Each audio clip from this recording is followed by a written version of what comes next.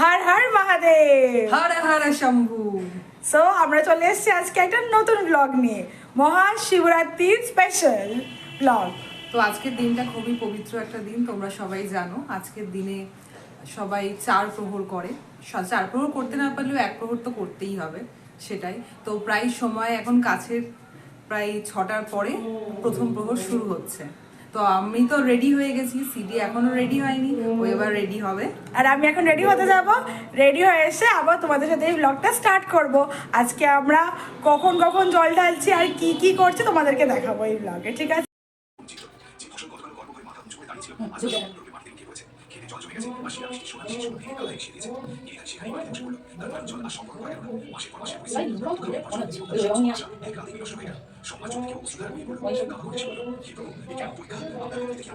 আমরা এখন চললাম মন্দিরে শিবের মাথায় জল ঢালতে। এখন চলছে দ্বিতীয় প্রহর। প্রথম প্রহরের জল আমাদের দুজনেরই ঢালা হয়ে গেছে, তো ভাবলাম দ্বিতীয় প্রহরের জলটা আমরা মন্দিরে গিয়েই ঢালি। তো আজকে আমরা দুজন যাচ্ছি, তো চলো জল ঢালা হয়ে গেলে আবার তোমাদেরকে দেখাবো মন্দিরটা কেমন, ঠিক আছে? চলে এসেছি আমরা ডালা নিয়ে মন্দিরে। তো এবারে দেখো মন্দিরটা কি সুন্দরভাবে সাজিয়েছে।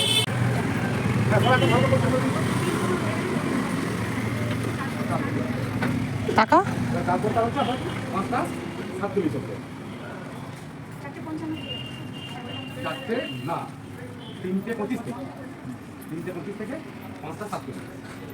এতক্ষণ অনেক লাইন ছিল, অনেক লাইন ছিল। তো এখন একটু ফাঁকা হয়েছে, তাই জন্য আমরা চলে এসেছি যাতে আমরা ফাঁকায় ফাঁকায় ঠাকুরকে দর্শন করতে পারি আর ভালো করে পুজোটা দিতে পারি। যদিও আমরা এখন দাঁড়িয়ে আছি, হ্যাঁ, ক্যান্ডি আমাদের আগে রয়েছে, ওনারা দিয়ে নেওয়ার পরে আমরা দিয়ে দেবো।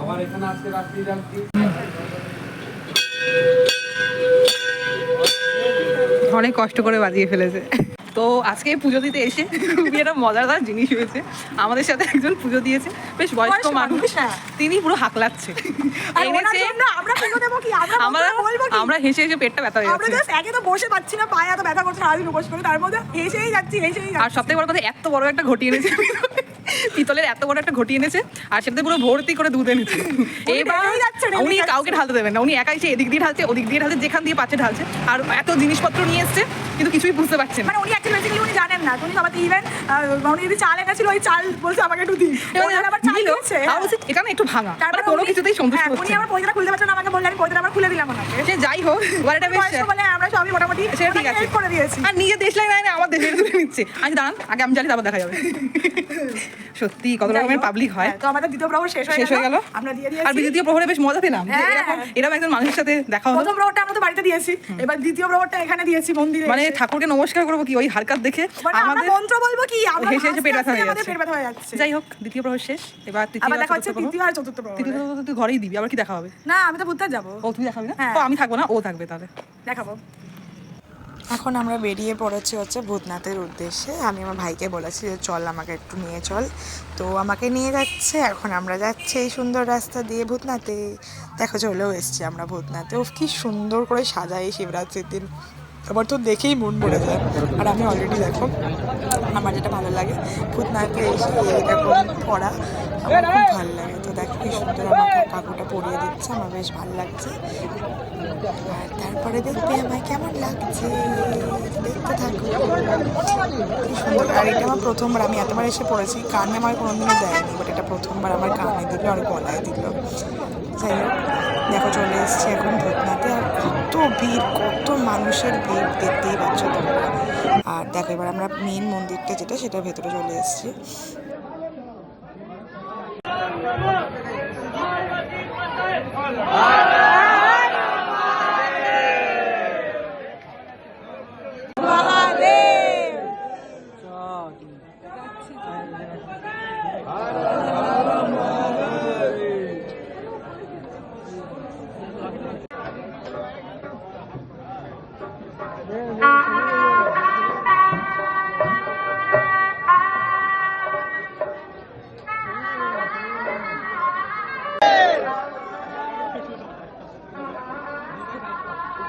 बाबा गुजरात की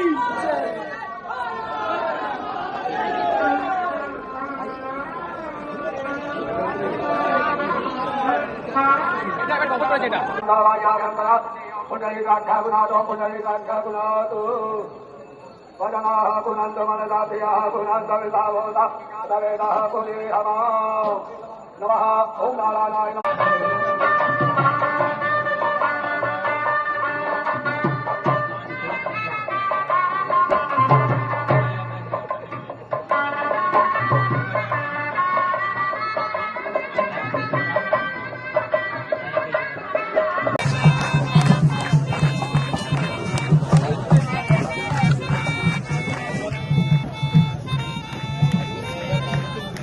अर्ज किया है।